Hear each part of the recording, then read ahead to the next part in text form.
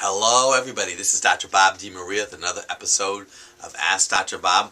Had a really interesting question today, and I thoroughly enjoy questions, especially new questions. Why are Monster energy drinks bad? The basic is look at the ingredient list. What I have noticed is that the ingredients in these products speed your body up. So typically energy comes from food. Food is fuel. But there are a lot of different herbs that are in here, and there are also items in them that are sugary that tend to make your body go at a very advanced rate. So they cause adrenal compromise in the long run. Do I need to stop using the microwave to heat foods?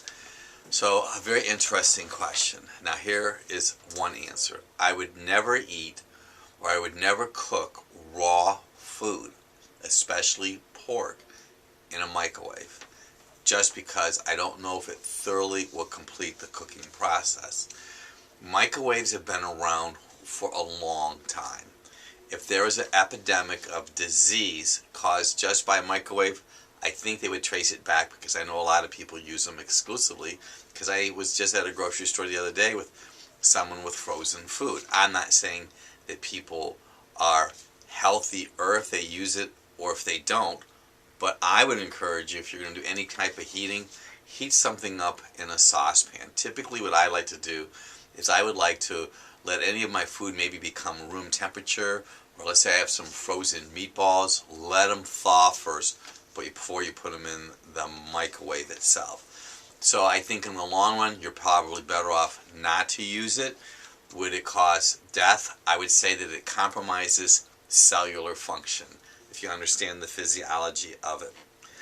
What about almond butter? So a person had a question about almond butter. They stopped using peanut butter, which is tremendous. I personally use almond butter, maybe a tablespoon or so per day, with coconut oil. Now, I'm going to share another oil that I would really be aware of, or a butter, is sunflower butter. We have seen altered physiology in people who use sunflower butter. It can cause inflammation in the body. It aggravates or increases the amount of omega-6 fats, which can then become a source of pain. Somebody was wanting to know about what lab I encourage, because I talk about TSH, T3, and T4. We use a company called LabCorp. I see consistent results with LabCorp. So I could have you come in, we could draw some blood work on you, send it out, and down the road from now, I don't see really a lot of real abnormal changes. There's patterns. So they have a very consistent pattern, and I feel very comfortable and confident with them. Are breast mammograms safe? Well, that's kind of a loaded question also, because you know breasts are going to be irradiated.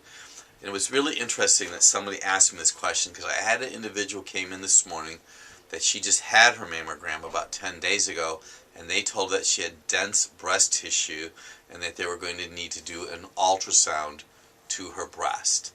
So they're looking for a lesion, and I think that's really wonderful. But I know a lot of ladies have been utilizing the mammograms and maybe had procedures done that they maybe didn't need to have. We're going to be incorporating breast thermography in our practice this springtime, or in the spring of 2016. And just another tool. It's not going to necessarily replace mammograms, and I'm just saying that just to be politically correct. But if you've never had a mammogram and you're wanting to have some breast health checkup, you may consider breast thermography. I'm Dr. Bob DeMaria with another episode of Ask Dr. Bob.